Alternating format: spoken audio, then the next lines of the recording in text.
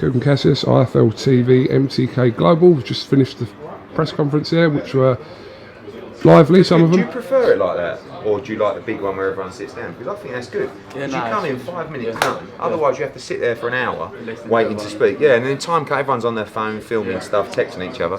Ted, what's that? What? I quite like this. How do you find it, old boy? I don't know how you blagged your way into fight camp either, but congratulations. I tested like everyone else. Well, I know passed. You wouldn't be here if you didn't. Yeah, absolutely. Ted, egg and cheese, are you getting sick of hearing that now? Nah, listen, I don't care. I'm just looking forward and excited to get into fight now on Saturday.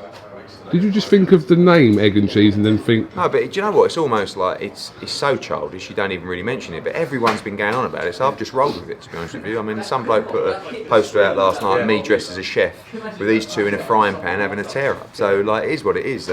Looking forward to the fight. Massive opportunity for Ted, Not everybody knows his story over the last 18 months. I think more people are becoming accustomed with it, and this just shows you that in boxing you can spin your career on its head in one night, and if he wins on Saturday night, he may find himself in the world top 5. So you talk about all the domestic opportunities at £154, Fowler, Fitzgerald, Metcalf, and then the guys above those, Liam Smith and Kell Brook. Once you go into that world top 5, you almost put yourself into a different bracket. So it's a massive opportunity for both.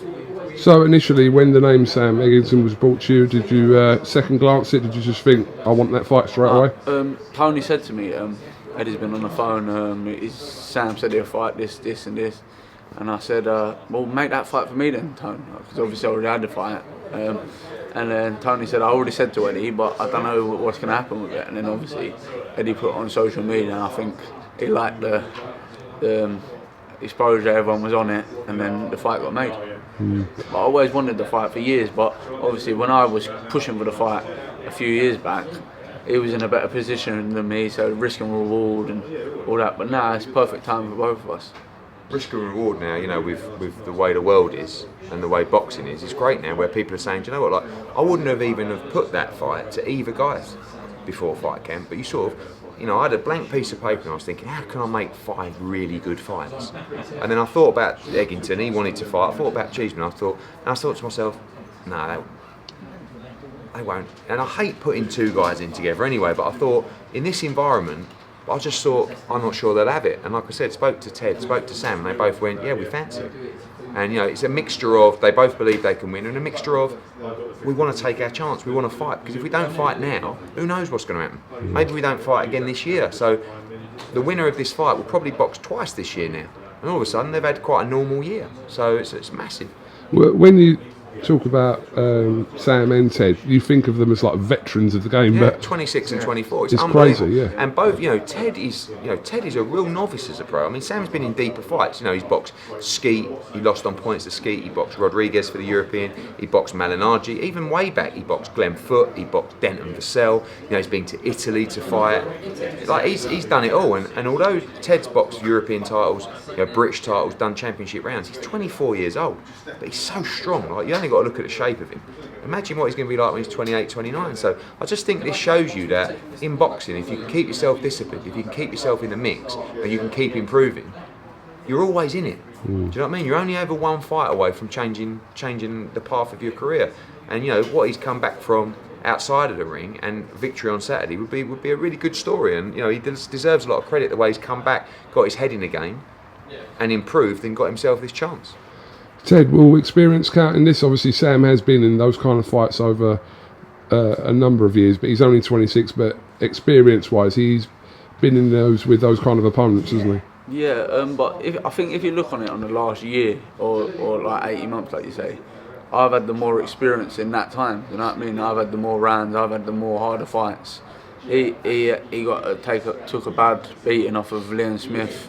Then he had a couple of journeyman fights, and then fought the fella in Italy. But as much as on paper it looked a great win, it weren't as good as what it looks. You know what I mean? It was a great fight and a great opportunity for him. But for me, I had Sergio Garcia, who is a world-class fighter. Kieran Conway, who's a really good fighter who no one knew about at the time, and then Scott Fitzgerald, who was former Commonwealth champion as amateur.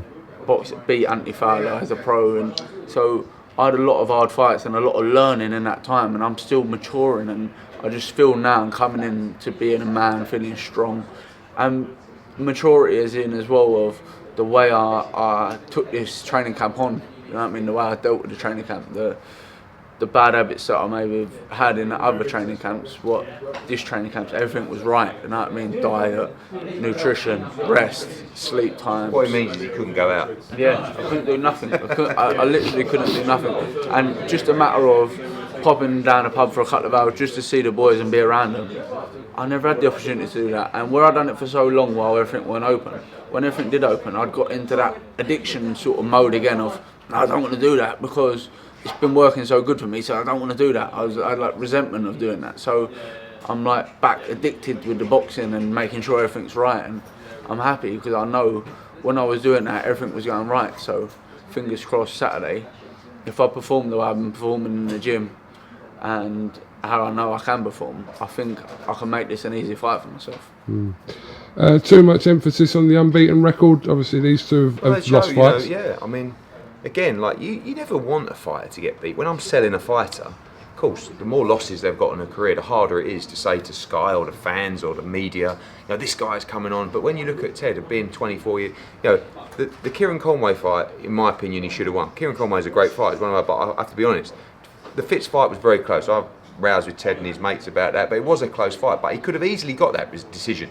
He could have gone Sergio Garcia, loss, Kieran Conway, win, Scott Fitzgerald win, and we would have been looking at a different stage in his career. But actually, if he beats Sam on Saturday, those fights were irrelevant, to be honest with you, because he turns up Sunday morning and goes, blimey, I'm top 5 in the world, what's next? So it just shows you just got to stay in the game. But if you keep performing properly and you keep focused and you keep living the right life and doing the right things, you'll get your chances.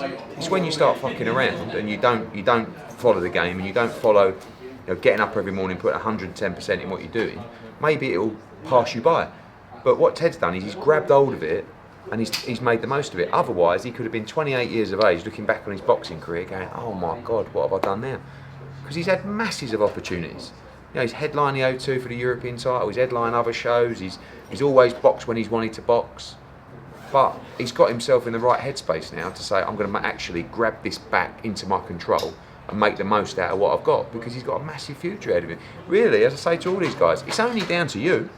I'll always give you, you win this fight, you're going to be top 10, top 5 in the world. I'll get you another massive fight. That could be domestically, could be a rematch with Fitz, could be Fowler. Listen, might be Liam Smith, might be a final eliminator for the world title, who knows? So it's there for you. That's what I say to all the boys on this card.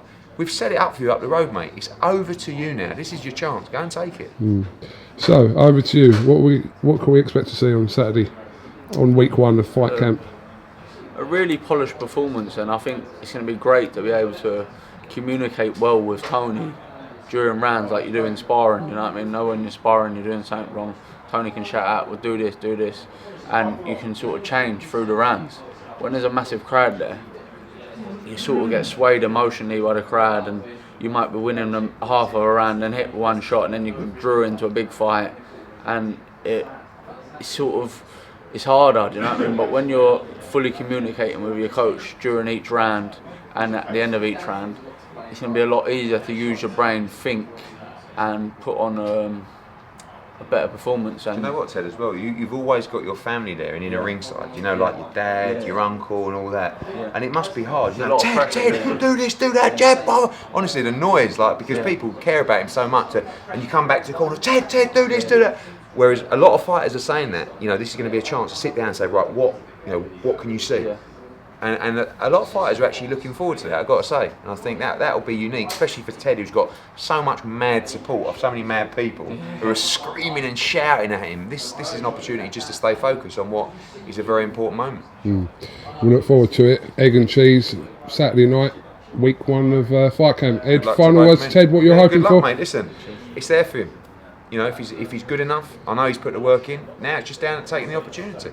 I said, I believe in this environment, some people will overperform, some people will underperform. And if you overperform or if you rise to the level, you'll win. And if he wins, it opens up so many doors for him. So good luck. Good luck on Saturday, Ted. Cheers, thanks a lot. All right, mate. Cheers.